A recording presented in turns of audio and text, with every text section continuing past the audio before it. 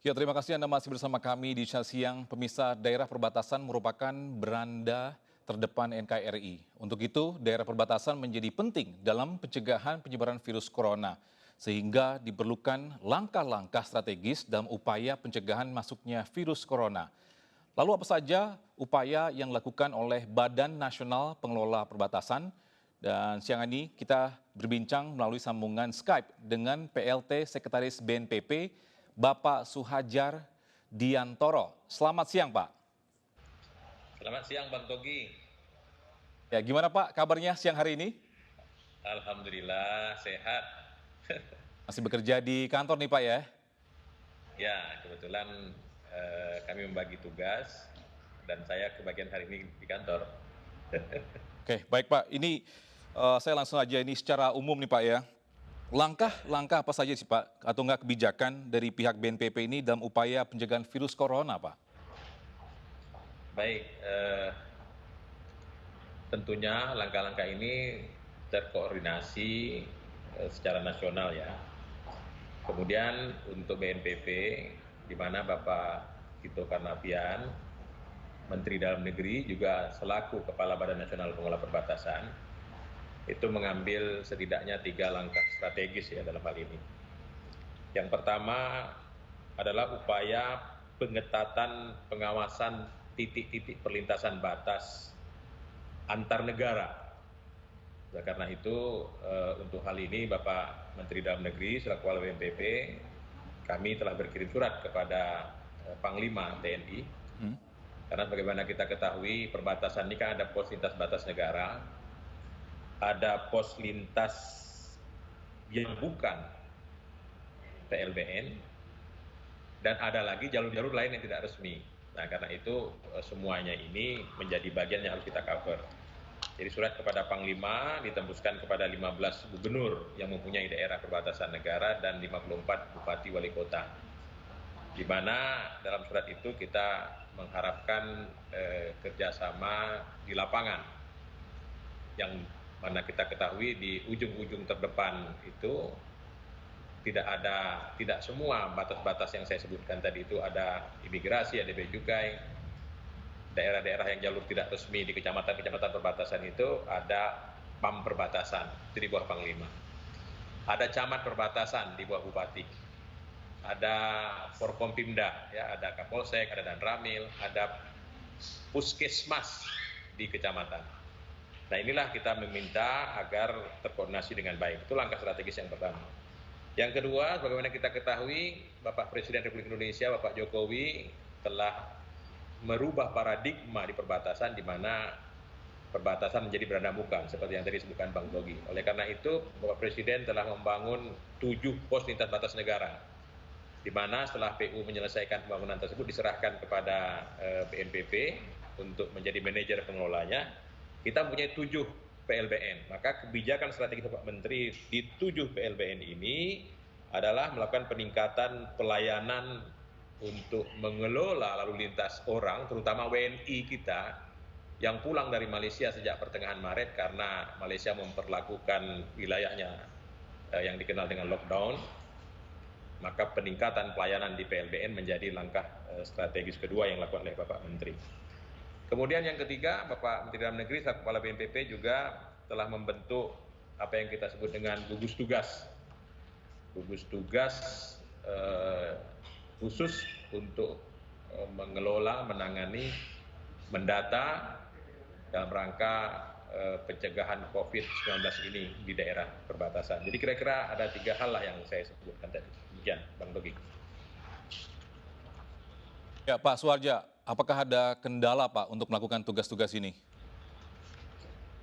Ya, jelas ya, kendala kita pasti ada karena seperti yang saya gambarkan tadi, di PLBN sendiri, 7 pos lintas batas tadi, itu relatif kendala-kendala bisa kita atasi lah ya, karena misalnya kedatangan WNI yang cukup banyak dalam sehari misalnya, bisa ratusan, di pos lintas batas negara membuat petugas-petugas kita di lapangan kelelahan, tapi kita bisa atasi dengan jam kerja dan pembagian tugas.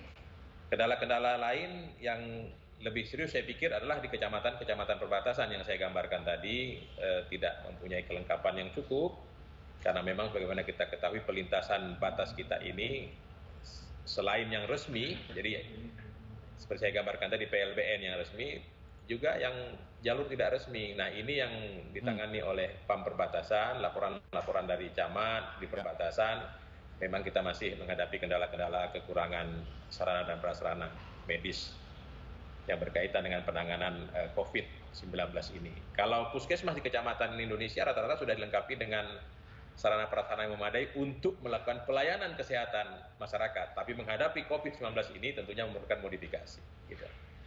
Ya, tadi Bapak sempat sampaikan bahwa ada beberapa negara yang sudah di lockdown seperti di Malaysia. Apakah pos lintas batas negara ini kita sudah ditutup, Pak? Jadi kita tidak mengenal lockdown ya, artinya kebijakan kita sesuai dengan apa yang telah diarahkan oleh Bapak Presiden. Ya. Artinya begitu Malaysia menutup daerahnya, terus mereka mempersilahkan WNI pulang, maka kita perintahkan semua PLBN dengan semua instansi-instansi yang ada di dalam PLBN tersebut untuk melakukan pelayanan yang maksimal bagi WNI kita Ya. yang pulang dari Malaysia, baik itu yang dengan paspor maupun pekerja migran Indonesia yang melalui batas-batas jalur tradisional, itu harus kita kelola, harus kita terapkan standar protokol kesehatan sesuai dengan standar penanganan COVID-19 ini, sehingga PLBN kita secara menyeluruh dari seluruh yang di perbatasan Kalimantan Barat tetap aktif menerima kedatangan WNI sampai dengan hari ini. Untuk yang di perbatasan dengan Timor Leste, itu ada 3 di sana, ada di Mota Ain, Mota Masin, dan Wini. Itu menyesuaikan dengan kebijakan pemerintah Timor Leste, karena mereka sekarang hanya membuka seminggu sekali untuk mengelola lalu lintas WNI yang pulang. Sedangkan WNA yang datang sudah tidak ada lagi. Sedangkan untuk perbatasan kita di Seko itu di Papua, Kecamatan Muaratami dengan Papua Nugini, itu memang sejak tanggal 31 Januari pemerintah Papua Nugini sudah melarang orang Papua Nugini pergi ke Indonesia. Oleh karena itu memang pos lintas batas kita di sana sudah lama tidak melayani lintasan orang. Kalau di NTT masih sedikit, di Kalimantan masih cukup banyak. Demikian. Ya, dari pihak BNPB sendiri, bagaimana sih Pak untuk protokol menjalani kesehatan perbatasan? Ya, jadi misalnya WNI masuk di pos lintas batas Entikong itu ada di Kabupaten Sanggau, atau di Badau ada di Kabupaten Kapuas Hulu, atau di Aro ada di Kabupaten Sambas yang berbatasan dengan Biawak Malaysia.